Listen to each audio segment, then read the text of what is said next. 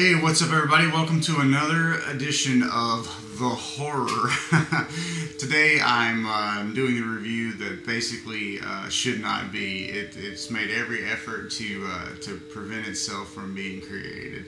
This is no less than the fourth time I've tried to video a review for a 1997 comedy horror thriller known as Uncle Sam. A variety of things went wrong. People came in on me. Streetbro showed up early for a ghost editing session. The battery cut off. Something went wrong with the tape. You name it. All these things have tried to prevent this from coming to you. But no, says I, you shall have the review of the Uncle Sam Special Edition DVD. So as I mentioned, the film came out in 1997.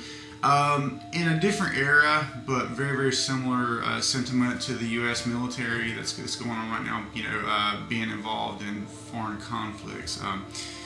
I wouldn't go so far as saying that it's anti-military, but it's certainly anti-war, and it's just kind of a spoof with that in mind. The film starts off with the main character, Sam Harper, apparently in Desert Storm, is killed by friendly fire. The first thing that you hear the protagonist say is, "Don't worry, it's only friendly fire."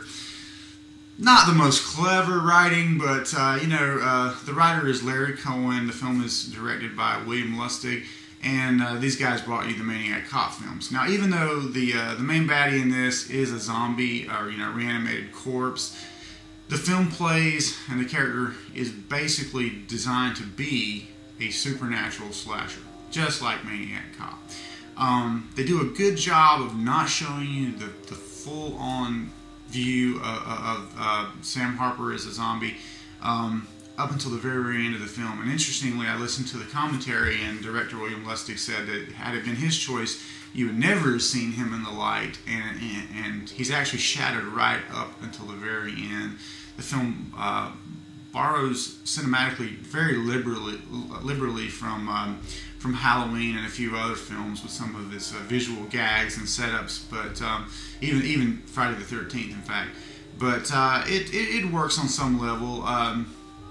It's not high art. Let's just be honest. It's never going to be considered a classic. But they did a good job of taking a kind of a vague effigy, Uncle Sam. I mean, Uncle Sam in the part of the country I live in, which is North Carolina, people don't dress up like Uncle Sam. We don't see those guys, Uncle Sam, up on stilts at fairs and county festivals and stuff like that.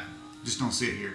So I gather it's more of a Midwest to Western kind of a phenomenon where they have these parades with Uncle Sam, and I don't know where the guy with stilts came in, other than maybe Uncle Sam's supposed to be a larger than life character.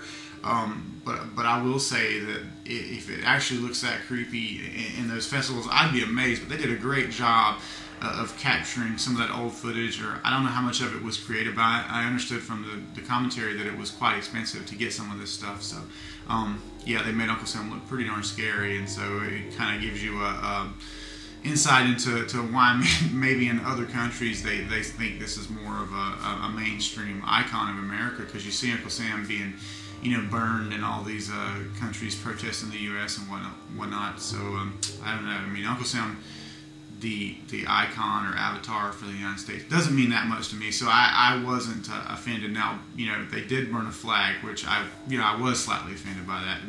To be frank about it. I just don't think that's funny, and I mean, not even just the U.S. flag. I just don't. Flag burning is not cool. I mean, just in all cases, too many people have died,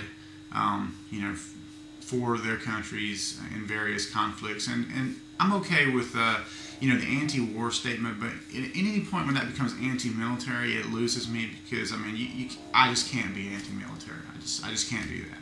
I don't want to trip serious here on you for at all, so I'll just move on, but I'll just say that yeah, burning flags, not cool, William, not cool.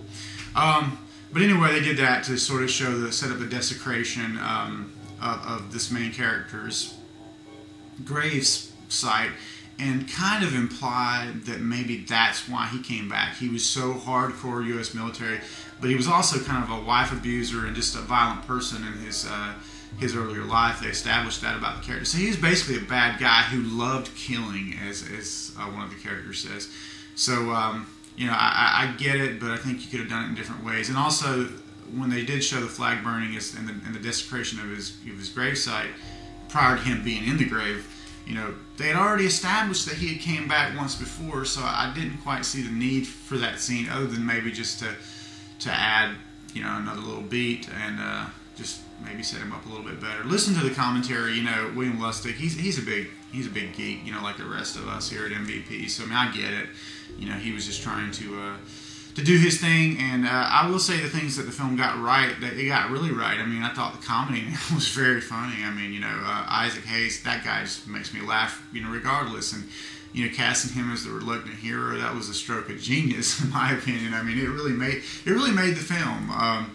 But I digress. I'll talk a bit more about the actual story. So Sam Harper, killed in combat, reanimates, kills the people that come to search out his helicopter, comes back home. He's lying in state in his coffin in the home of his sister, who apparently he was really violent towards, and his ex-wife is, you know, he's been missing in action for 3 years. They've just discovered his body, and his ex-wife, of course, has moved on, and apparently, you know, it's established early on that he treated her very poorly, and she's hooked up with the local deputy, who's a bit of a doofus, really.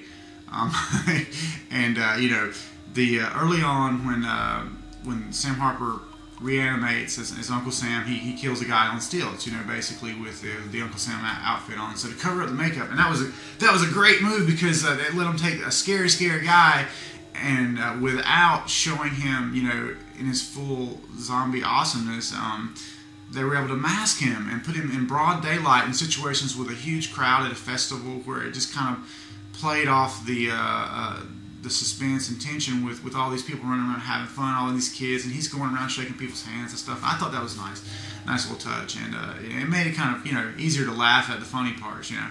But eventually it devolves into him not just killing people who have made unpatriotic remarks or whatever, but he just starts killing anybody that gets in his path. And the kills are pretty awesome. The special effects look great. There were some fire stunts that were really, really impressive. They had a child actor as one of the main characters who just did a bang-up job. I mean, you know, props to you guys for working that out.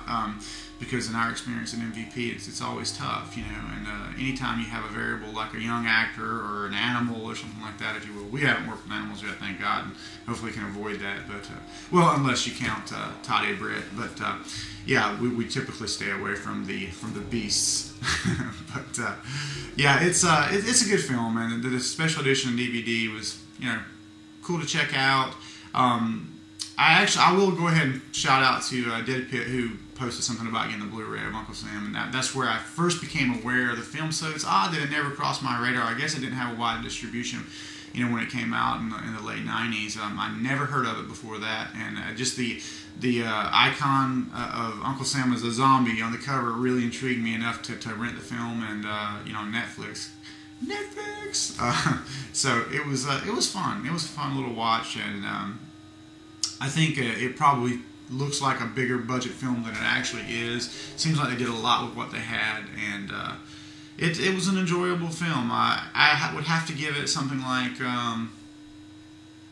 3 out of 5 slasher blades. So check it out if you're into supernatural slashers. It was a serviceable film. See you next time. Thanks for watching.